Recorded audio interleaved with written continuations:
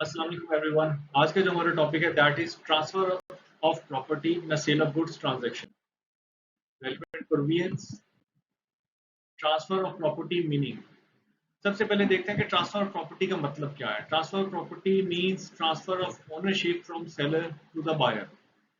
एक सेल की ट्रांजैक्शन के बीच में वो कौन सा पॉइंट आता है कि जहां पे seller ceases to be the owner of the property and buyer becomes the owner of it.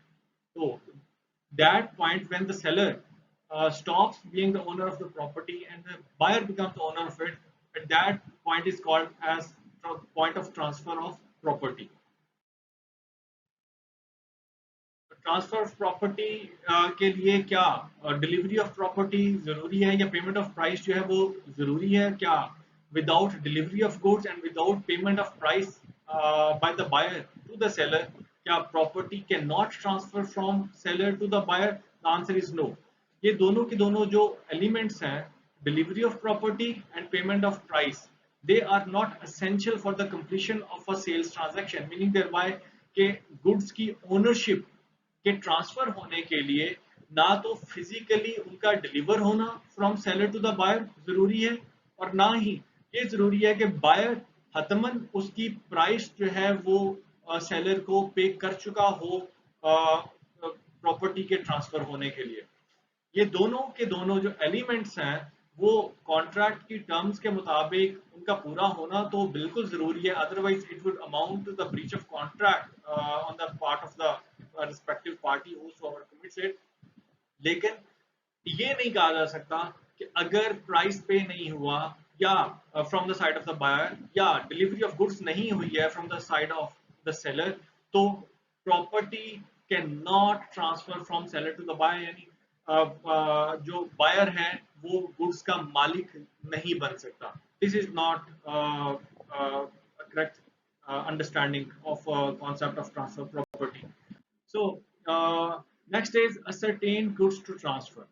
ये एक असेंशियल एलिमेंट है सेल ऑफ गुड्स ट्रांजैक्शन के बीच में कि गुड्स के प्रॉपर्टी के ट्रांसफर होने के लिए, ओनरशिप के ट्रांसफर होने के लिए जो गुड्स हैं जिनके मुतालिक कॉन्ट्रैक्ट किया जा रहा है उनका एसरटेन होना जरूरी है। अनअसरटेन्ड गुड्स जो है वो ट्रांसफर नहीं हो सकती हैं। असरटेन्ड गुड्स क्या होती हैं, पहले भी हम एक मिसाल के जरिए से उसको डिस्कस कर चुके हैं कि अगर फॉर एग्जांपल एक वेयर हाउस के बीच में हजारों की तादाद में कुर्सियां पड़ी हुई हैं एक ही तरह की बनी हुई, उसमें से आपको एक 100 कुर्सियां चाहिए, तो गुड्स एसर्टेन फॉर्म के बीच में they are available for sale. तो ऐसी सूरत के बीच में आप ये कह सकते हैं कि इसमें से 100 कुर्सियां जो है वो मैं खरीदना चाहता हूं, और अगर सेलर बेचने के लिए रजामंद है तो वो उसी वेयर हाउस के बीच में पड़ी हुई एक 100 कुर्सियां जिनको अभी अलहदा भी नहीं किया गया है, बाकी जो हजारों कुर्सियां पड़ी हुई हैं उन 100 कुर्सियों को आइडेंटिफाई करके अभी अलहदा भी नहीं किया गया है, उसके बावजूद उन 100 कुर्सियों की जो ओनरशिप है वो ट्रांसफर हो सकती है from seller to the buyer. आप उनमें से 100 कुर्सियों के मालिक बन सकते हैं उसी वेयर हाउस के बीच में पड़े पड़े रहने के बावजूद में। तो लेकिन अगर गुड्स अनअसर्टेन है, फॉर एग्जांपल अभी तक कुर्सियां मैन्युफैक्चर ही नहीं हुई हैं, तो उतनी देर तक आप मालिक नहीं बन सकते जितनी देर तक वो गुड्स जो है वो असर्टेन फॉर्म के बीच में नहीं आ जाती। टाइम ऑफ ट्रांसफर, ये एक बहुत इंपॉर्टेंट पॉइंट है ट्रांसफर ऑफ प्रॉपर्टी टॉपिक के बीच में, कि वो पॉइंट कौन सा है कि जिस पॉइंट पे सेलर जो है stops being the owner and buyer becomes the owner of the goods. For example एक सेल ऑफ गुड्स ट्रांजैक्शन है जो कि स्टार्ट होती है एग्रीमेंट टू सेल से, और उसके बीच बाद में उसकी गुड्स की प्रॉपर्ली मैन्युफैक्चरिंग स्टार्ट होती है, या सर्टेन केसेस बीच में गुड्स अभी मैन्युफैक्चर होना वाली हो सकती हैं, और फिर उसके बाद उनकी पैकिंग होती है, उनको डिलीवरेबल स्टेट में लाया जाता है, फिर उनको जो है वो शिपमेंट के लिए उनको भेजा जाता है, और फिर उसके बाद ट्रांजिटरी पीरियड होता है, फिर गुड्स जो है वो पोर्ट ऑफ डेस्टिनेशन पे पहुंचती हैं, वहां से बायर उनकी डिलीवरी को रिसीव करता है, और फिर रिसीव करने के बाद उनको ओपन करके उनको एग्जामिन करता है, फिर वो अपने राइट ऑफ एक्सेप्टेंस और रिजेक्शन को एक्सरसाइज करता है। तो ये सारी की सारी जो एक पीरियड है इसके बीच में वो कौन सा पॉइंट ऐसा आता है कि जहां पे सेलर जो है ही stops being the owner and the buyer becomes the owner of it. तो सेक्शन 19 जो है वो कहता है कि property transfers according to the intentions of the parties. Parties के जो भी इंटेंशंस होंगे उसके मुताबिक प्रॉपर्टी ट्रांसफर हो जाएगी। पार्टीज अगर ये डिसाइड कर लें कि गुड्स अभी सेलर के पोजेशन में रहेंगी लेकिन बायर ओनर बन जाएगा तो पार्टीज के इंटेंशन के मुताबिक बन जाएगा। और उसके बाद से अगर पार्टीज ये डिसाइड करें कि गुड्स जो हैं वो बायर के पास पहुंच तो जाएंगी लेकिन बायर उतनी देर तक उनका ओनर नहीं बनेगा जितनी देर तक बायर 100% पेमेंट ऑफ प्राइस नहीं पे करता, उतनी देर तक राइट ऑफ डिस्पोजल जो है वो ऑफ द गुड्स जो है वो सेलर के पास जो है वो रहेगा। तो ऐसी सूरत के बीच में बायर जो है उतनी देर तक गुड्स का मालिक नहीं बन जाएगा जितनी देर तक वो 100% पेमेंट ऑफ प्राइस नहीं कर लेता, क्योंकि this is what is intended by the party. So transfer property transaction के बीच में जो पैरामाउंट इंपॉर्टेंस जिस चीज को हासिल है वो है इंटेंशंस ऑफ द पार्टीज को, और जो उससे and the buyer becomes owner of it. तो ये जो इंटेंशंस ऑफ द पार्टीज हैं इनको गैदर करने के हवाले से सेक्शन 19 जो है वो हमें 3 स्टैंडर्ड जो है वो देता है। सबसे पहले वो कहता है कि टर्म्स ऑफ द कॉन्ट्रैक्ट, अगर तो पार्टीज के दरमियान किया गया कॉन्ट्रैक्ट जो है उसके बीच में ये एक्सप्रेसली मेंशन्ड है कि at this particular point the property will transfer from seller to the buyer, तो ऐसी सूरत के बीच में जो कॉन्ट्रैक्ट की टर्म्स हैं वो प्रिवेल करेंगी और बिल्कुल उसके मुताबिक प्रॉपर्टी जो है वो ट्रांसफर हो जाएगी from seller to the buyer.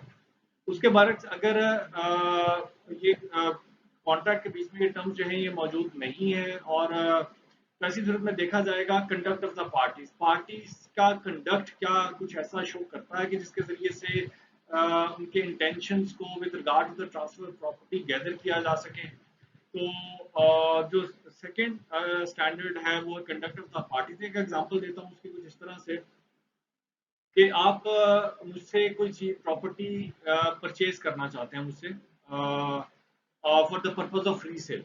आप मेरे पास आते हैं और मुझे एक ऑफर देते हैं कि आप मुझसे प्रॉपर्टी मेरी परचेज करना चाहते हैं और उसकी पेमेंट आप उस वक्त करेंगे जब आप उसको थर्ड पार्टी को रीसेल जो है वो कर चुके होंगे। तो ऐसी सूरत के बीच में मैं आपके ऑफर को एक्सेप्ट कर लेता हूं और मैं वो प्रॉपर्टी इमीडिएटली आपको हैंड ओवर कर देता हूं for the purpose of free sale by you to a third party. तो इसका जो हमारा कंडक्ट है वो ये जाहिर कर रहा है कि मैंने जैसे ही आपको प्रॉपर्टी हैंड ओवर की, गुड्स जो है मैंने आपको हैंड ओवर की, immediately you became owner of the goods. तो उसके बाद लेकिन अगर फॉर एग्जांपल पार्टीज का कंडक्ट जो है वो भी कुछ जाहिर नहीं कर रहा और तो ऐसे में जो तीसरा स्टैंडर्ड है provided by law that is circumstances of the case, case के ओवरऑल सर्कमस्टांसेस को देखा जाएगा किन सर्कमस्टांसेस में कॉन्ट्रैक्ट किया गया था पार्टीज के दरमियान में। एक एग्जांपल देता हूं, आप मुझसे मेरे बाग का फल मुझसे खरीदना चाहते हैं। मेरा एक आमों का बाग है जो कि जिसका हर साल मैं फल जो है वो फरोख्त करता हूँ और आप इस साल में जो आने वाला साल है उसके साल उस साल के लिए आप वो फल जो है खरीदना चाहते हैं। अभी तक वो आम जो है आमों का अभी तक जो फल है वो दरख्तों पे अभी तक आया नहीं है। अब कॉन्ट्रैक्ट फाइनलाइज हो चुका है मेरा और आपका, मैं पाबंद हूँ आप ही को वो फरोख्त करने का। उसका पेमेंट भी मुमकिन है मैं कुछ हासिल कर चुका हूँ आपसे, दो के ये एसेंशियल नहीं है लेकिन अकॉर्डिंग टू जो भी पार्टीज के दरमियान में टर्म्स हैं उसके मुताबिक पेमेंट मुझे मिल चुकी है या नहीं भी मिली है। क्या मैं अब इस सूरत के बीच में वो कौन सा टाइम है कि जब जो आप उस फल के मालिक बन जाएंगे and I will stop being the owner of that fruit. तो सेक्शन 18 जो है वो हमें पहले जिसे हम डिस्कस कर चुके हैं वो ये बताता है कि सिर्फ एसर्टेन गुड्स जो है वो ट्रांसफर हो सकती हैं और एसर्टेन गुड्स कौन सी होती हैं, which are available for sale, which are not only in existence but also available for sale at the time of making the contract. तो जो मैंगोज हैं वो तो अभी तक दरख्तों के ऊपर अभी आए पैदा ही नहीं हुए हैं, तो इसका मतलब यह है कि at the time of contract तो प्रॉपर्टी ट्रांसफर नहीं हो सकती from seller to the buyer. तो प्रॉपर्टी कब ट्रांसफर होगी, प्रॉपर्टी उस वक्त ट्रांसफर होगी जब आम का फल दरख्तों पे ना सिर्फ के पैदा हो चुका होगा बल्कि वो इस कंडीशन में आ चुका होगा कि अब वो सेल करने के काबिल है, no it is available for sale. तो जैसे ही that fruit will become available for the sale purpose, you will become owner of the goods, you will become owner of that property. ये 3 स्टैंडर्ड्स हैं जो कानून के बीच में दिए गए हैं। और अगर ये तीनों स्टैंडर्ड्स जो हैं ये भी पार्टीज के इंटेंशंस को गैदर करने के लिए काफी नहीं है, ऐसी सूरत के बीच में किस तरह से ट्रांसफर प्रॉपर्टी को डिटरमिन किया जाएगा, इसको हम डिस्कस करेंगे नेक्स्ट लेक्चर के बीच में। आज के लिए इतना ही। यहाँ तक कोई क्वेश्चन हो, feel free to ask in the comment box and I will be happy to answer. Thank you very much.